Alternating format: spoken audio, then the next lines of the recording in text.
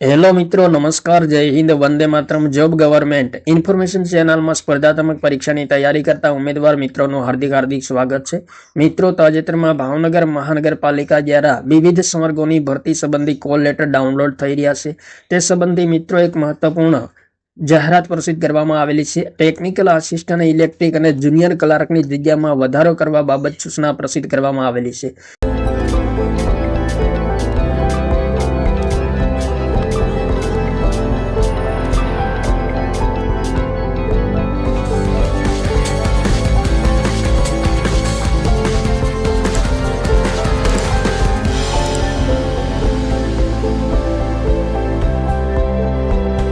ભાવનગર મહાનગરપાલિકામાં technical assistant electric જાહેરાત ક્રમાંક BMC 2025-26-11 અને જુનિયર ક્લાર્ક જાહેરાત ક્રમાંક BMC 2025-26-18 સંવર્ગની જગ્યા ભરવા હાલ ઓજસની વેબસાઇટ મારફતે અરજીઓ મંગાવવામાં આવેલ હતી.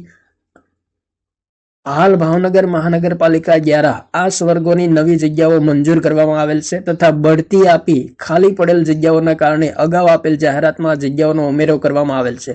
તો જેની નીચેની વિગતે જે તે કેટેગરીવાઇઝ જગ્યાઓનો વધારો કરવામાં આવેલ છે, જેની ઉમેદવારોએ નોંધ લેવાની છે.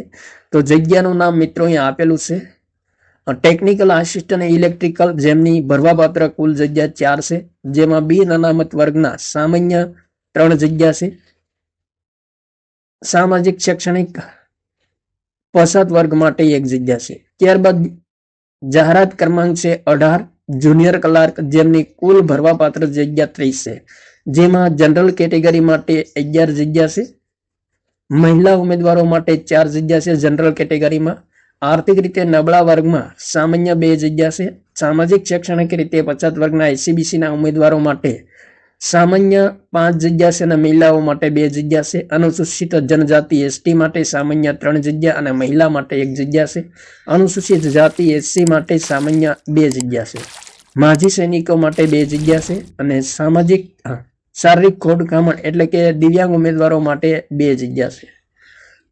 તો અહીં મિત્રો કુલ જગ્યા આપેલી છે 37 જગ્યા પર ભરતીની જાહેરાત પ્રસિદ્ધ કરેલ છે અને જગ્યામાં વધારો થયેલ છે. આ સાથે મિત્રો ભાવનગર મહાનગરપાલિકા દ્વારા વિવિધ સંવર્ગો માટે ભરતી જાહેર કરવામાં આવી હતી, તેમના કોલ લેટર પણ હાલ ડાઉનલોડ થઈ રહ્યા છે. તો કોલ લેટર મિત્રો ડાઉનલોડ કરવા માટેની સૂચના પણ પ્રસિદ્ધ કરવામાં આવેલી હતી, તો તે સૂચના પણ જોઈ લઈએ. તો મિત્રો, ભાવનગર મહાનગરપાલિકા દ્વારા નીચે જણાવેલ જુદા જુદા સંવર્ગોની લેખિત પરીક્ષા માટેની અને કોલ લેટર ઓજસની વેબસાઇટ પરથી ડાઉનલોડ કરવા માટેની તારીખ નીચે મુજબના પત્રકમાં દર્શાવવામાં આવેલ છે. તો અહીં મિત્રો પ્રથમ 2 નંબર મલ્ટીપર્પઝ હેલ્થ વર્કર અને ફિમેલ હેલ્થ વર્કર, આ બંનેની પરીક્ષા 28/12/2025 ના રોજ યોજાય છે.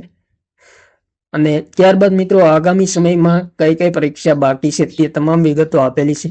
ફાર્માસિસ્ટ જાહેરાત ક્રમાંક 25-26-12, જેમની પરીક્ષા 4 જાન્યુઆરી 2024 ના રોજ યોજાશે, જેમના કોલ લેટર 20/12/2025 થી ડાઉનલોડ થઈ રહ્યા છે.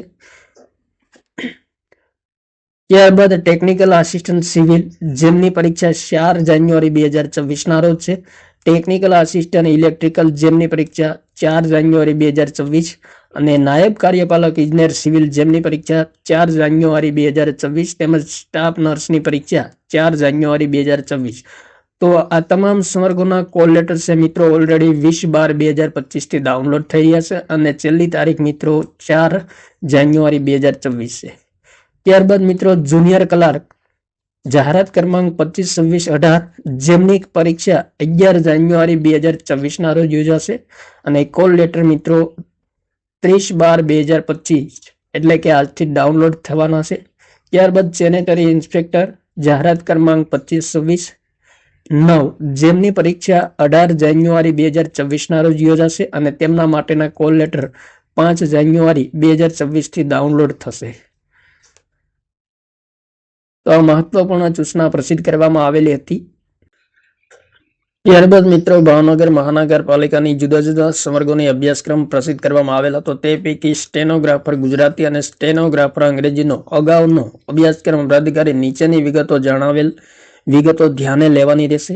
અહીંયા સંવર્ગનો અભ્યાસક્રમ છે જે યથાવત રહેશે. તો સ્ટેનોગ્રાફર ગુજરાતી જેમના માટે લાયકી પરીક્ષા લઘુલિપિ પરીક્ષા પ્રતિ મિનિટ 60 શબ્દોની ઝડપે 2 મિનિટના ગુજરાતી પરિચ્છેદનું લઘુલિપિમાં શ્રુતલેખન અને તેનું અનુલેખન પ્રતિ મિનિટ 7 શબ્દોની ઝડપે કરવાનું રહેશે. ત્યારબાદ કસોટીનો હેતુ આપેલ શાબ્દિક ઝડપ માટે લઘુલિપિના લખાણમાં લખવા માટેની ઉમેદવારની ક્ષમતા ચકાસવાનું છે.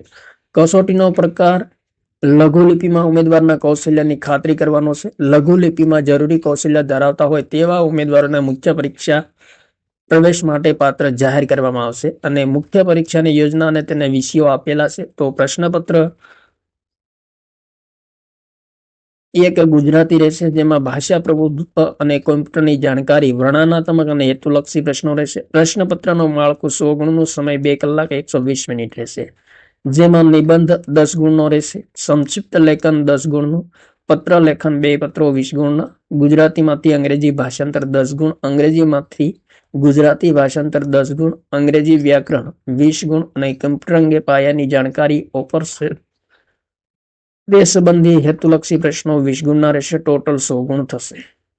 પ્રશ્નપત્ર 2 કૌશલ્ય કસોટી લઘુલિપિ અને અનુલેખન ટાઈપિંગ 100 ગુણનું રહેશે, જેમાં લઘુલિપિ કોમ્પ્યુટર પર, અનુલેખનનું ટાઈપિંગ 4 મિનિટ એક એવા 2 પરિચ્છેદનું શ્રુતલેખન કુલ 8 મિનિટ માટે.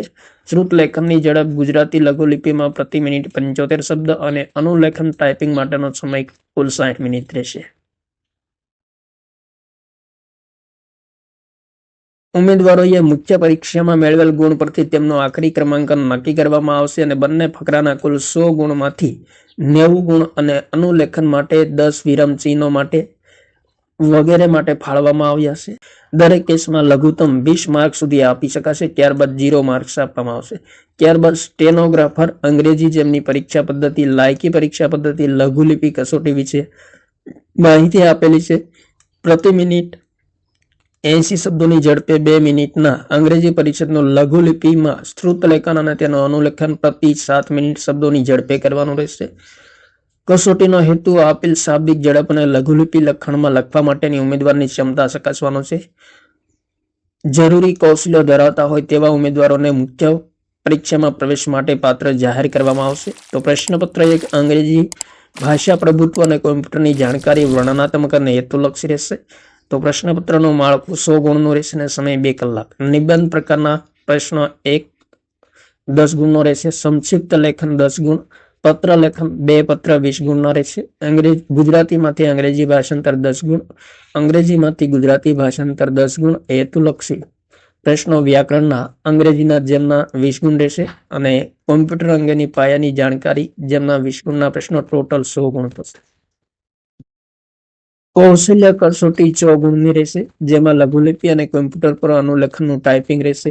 4 મિનિટ એક એવા 2 પરિચ્છેદનું શ્રુતલેખન કુલ 8 મિનિટ માટે અને શ્રુતલેખનની ઝડપ અંગ્રેજી લઘુલિપિમાં પ્રતિ મિનિટ 100 શબ્દો. અનુલેખનના ટાઈપિંગ માટેનો સમય 50 મિનિટ રહેશે અને કુલ 100 ગુણમાંથી 90 ગુણ અનુલેખન માટે અને 10 વિરામ ચિહ્નો વગેરે માટે ફાળવવામાં આવશે. તો મહત્વપૂર્ણ સૂચના ભાવનગર મહાનગરપાલિકા દ્વારા પ્રતિત કરવામાં આવેલી છે. વિવિધ સંવર્ગો સંબંધી અભ્યાસક્રમ, ગુજરાતી અંગ્રેજી સ્ટેનોગ્રાફર અને કોલ લેટર સંબંધી તેમજ જગ્યામાં વધારા સંબંધી. થેન્ક યુ મિત્રો. જય હિન્દ. વંદે માતરમ.